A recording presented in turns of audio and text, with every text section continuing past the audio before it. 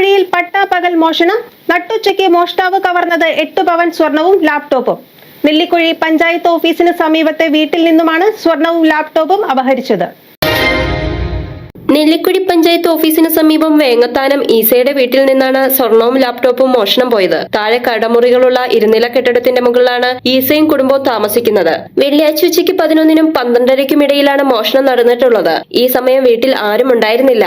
രണ്ടാമത്തെ നിലയിലെ ജനാല വഴിയാണ് മോഷ്ടാവ് അകത്ത് കടന്നത്. ഗ്രില്ലിന്റെ കൊളുത്ത് നീക്കി അകത്ത് കടന്ന മോഷ്ടാവ് കിടപ്പുമുറിയിലെ അലമാരിയിൽ സൂക്ഷിച്ചിരുന്ന സ്വർണം മോഷ്ടിക്കുകയായിരുന്നു. മറ്റൊരു മുറിയിലുണ്ടായിരുന്ന ലാപ്ടോപ്പും നഷ്ടപ്പെട്ടിട്ടുണ്ട്. കോതമംഗലം പോലീസും വിരലടയാള വിദഗ്ധരും സംഭവസ്ഥലത്തെത്തി പരിശോധന നടത്തി. മോഷണം പോയ വസ്തുക്കൾ എത്രയും വേഗം കണ്ടെത്തി തരണമെന്ന് ഈസയും കുടുംബം ആവശ്യപ്പെട്ടു.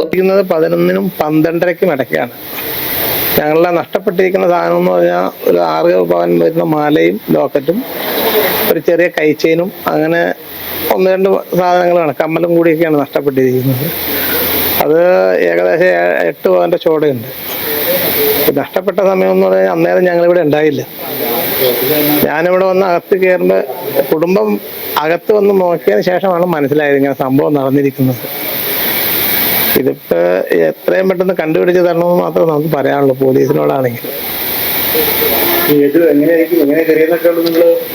ഇത് കയറിയിരിക്കുന്നതെന്ന് പറഞ്ഞാൽ ഈ വഴിയാണ് കയറിയിരിക്കുന്നത്.